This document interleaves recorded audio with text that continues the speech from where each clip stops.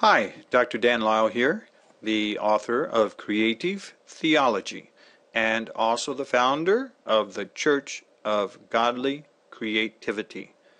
And this is the fourth in a series of 5 short videos that give you more information on the main elements of creative theology. And this one deals with the topic of significance. Now, the first significant thing to be aware of is that there are clear advantages of creative theology. First of all, I claim that this is a major step forwards in the spiritual development of humanity. Secondly, I claim that it changes the focus from tradition, ritual, doctrine, and ceremonies to attempting worthy results. Thirdly, this is a methodology that helps people in a formal way to exercise God's greatest gift to us, which is godly creativity. And fourth, it changes the definition of leadership from being overseers to being certified facilitators who see their number one job as expertly helping people together exercise their God-given talents, attempting to do great things to the glory of God. Now here I've listed some of the key historical advancements that I believe are most important in humanity's spiritual development regarding what is true godliness. Now in the Bible, Abraham is shown as taking people from believing in many gods to one God. And so true godliness is focused. Secondly, Moses is famous for the law of Moses. And so there's a definition to godliness that is constrained within certain parameters. Thirdly, Buddha was famous for ways to conquer the negative parts of one's own self that prevent one from moving forwards closer to God by a deliberate mindfulness in which we're acutely aware of all the things around us and what they're doing and what's inside of us. And then also Confucius, I believe, was important because he brought in the idea of civility, particularly in government, in which we don't just submit to authority, but authority is respectful of the people, and the people work together in a good way under the authority. Then also Socrates brought in the concept of examining everything such that questioning is a part of true godliness. Questioning what?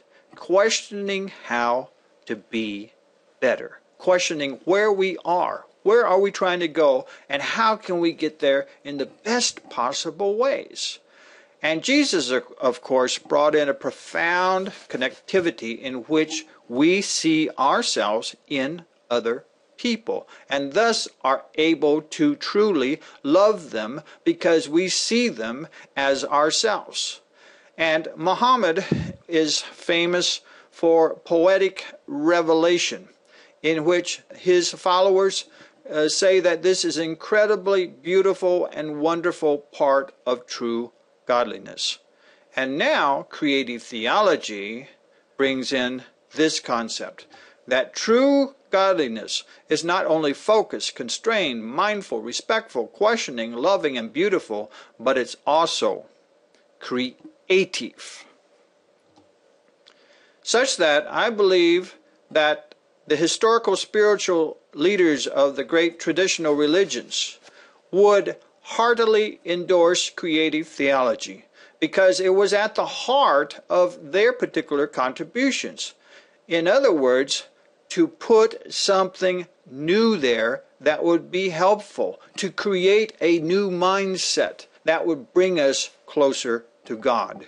And in the case of Jesus, since I am a lifelong Christian, I believe that the real Jesus would likely have these responses if he were to make a short inspection tour of us today, and would say, I heartily endorse creative theology because, Dan, you really understand my teachings.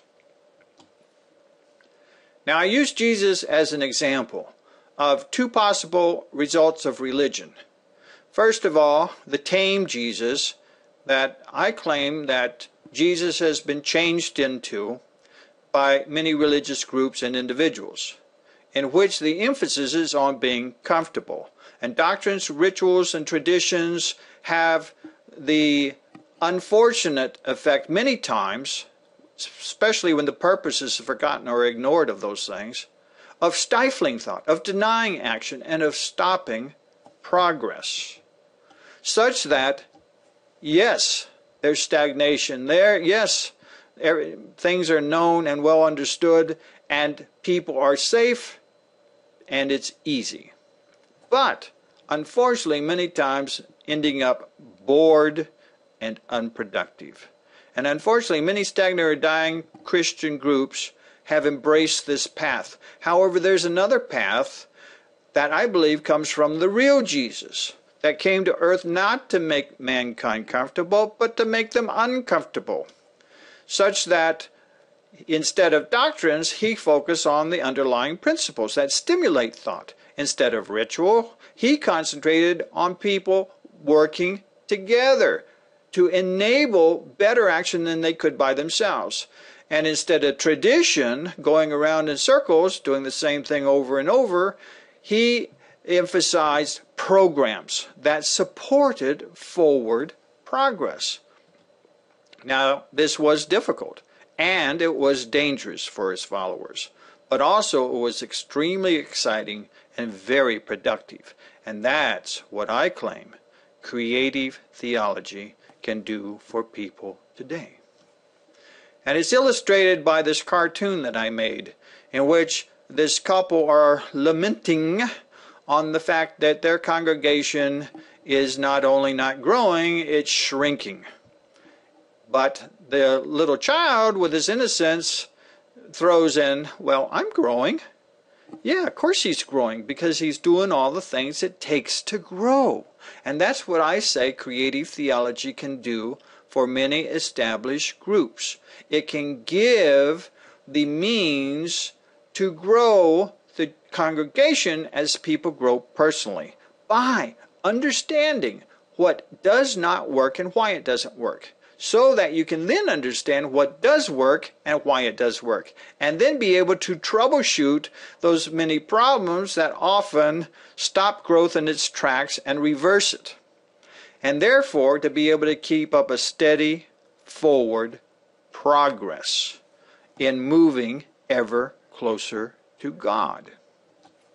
So, I say that creative theology is particularly good and interesting because it has a very wide applicability, meaning that in established traditional religions it can be very, very helpful if there are godly, enlightened leaders present who are looking to make progress, even if there are suggestions that are a little bit different than the things that they're already doing. If they're appropriate, if they are acceptable, and if they really do work.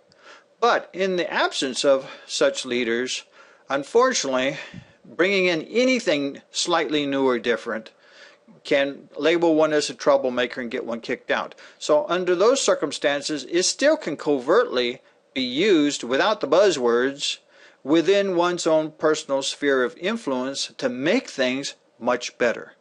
However, if this is not possible, then it can become a very enabling personal philosophy of individuals, and like individuals could get together if they wanted to form a congregation of the Church of Godly Creativity.